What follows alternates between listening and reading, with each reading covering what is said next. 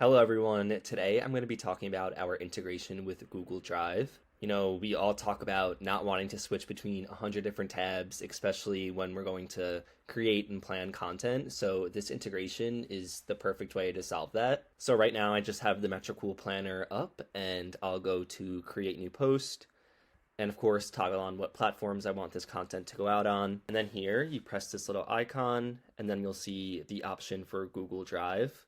Everyone has a different Google Drive and how it's organized, but for me, I really like to star where all of my assets are and where the important ones are for social media. So from here, I'll go to starred and then look for the content that I want to go out. And once I find all of my images that I need to import into the planner, I'll go ahead and click on each one of them and then press accept. And this will load directly into the post, and then you'll be able to add your captions, your hashtags, and then be able to schedule it and play around with the presets for each platform. So once you have your caption and images all added in, you go ahead and pick the date that you want it to go out on. For example, I'm going to do the 5th of January, and then just press schedule. And just within a few clicks, your content is imported in the Metricool planner and is ready to go out on social. And this integration also lets you work collaboratively. So if you work within a team and you have shared folders, you can see all of your content within those shared folders. You can also search for the content that you're looking for. So if I wanted this post to go out, I can just search for it and then upload it directly into. And if you work with a bunch of clients or different brands, you can easily sign out and sign back into different Google Drive accounts. So if you're like me and you don't like switching between 100 different tabs at once, this Google Drive integration will literally save you so much time. So if you haven't used this feature yet but want to check it out, or you want to sign up for Metricool, we will leave a link in the description for you to check it out.